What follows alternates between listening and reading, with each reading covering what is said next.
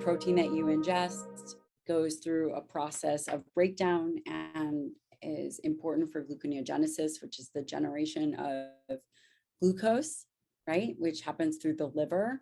And when protein is too high, you do have to deal with that carbon backbone. And yeah, of course, you can certainly get out of ketosis. I don't have concerns. I would say, depending on my training status, I have eaten upwards of 200 grams.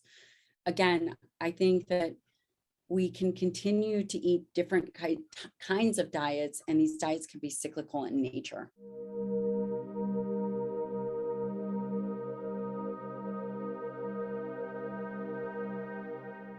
If you are a woman who is going through menopause or perimenopause, or you are an older adult, I strongly, strongly suggest that you utilize a protein forward diet and you optimize for dietary protein.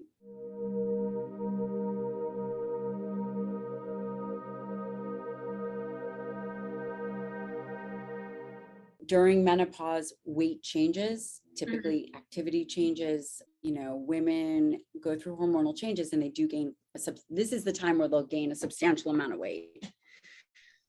At this point, utilizing and leveraging protein as a macronutrient to prioritize for not only body composition, but satiation is really critical, and also maintaining skeletal muscle mass.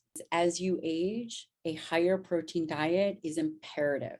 We actually need more protein as we age, not less. Muscle is the organ of longevity and regulates everything about your body and the trajectory of your health. It becomes much more difficult to maintain as you age.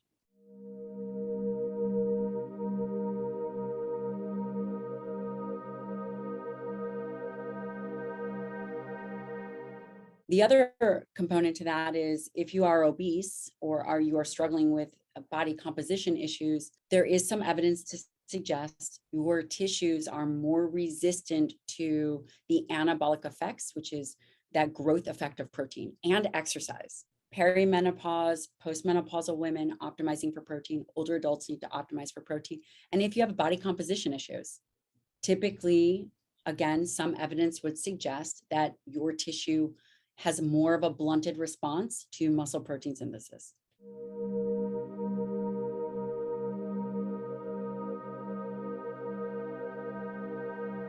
I would start from a very baseline perspective, thinking about protein in a 24-hour cycle. 1 gram per pound ideal body weight will cover nearly everybody's needs. I am 115 pounds. I'm very tiny. I'm 5'1", as you mentioned. 115 to 120 grams of protein is perfectly adequate for me. Could I go up or down? Totally.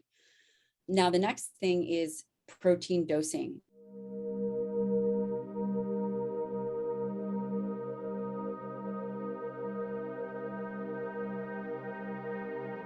If you are anchoring your 3 meals a day in 30 grams of protein at a minimum, you can help correct for blood sugar regulation, right? You now can go through the process of gluconeogenesis, where your body is generating its own glucose. It has a highly satiating effect. You are able to stimulate muscle protein synthesis, and it allows you to not get too hungry. So you're not having these ebbs and flows in cortisol and other counter-regulatory hormones.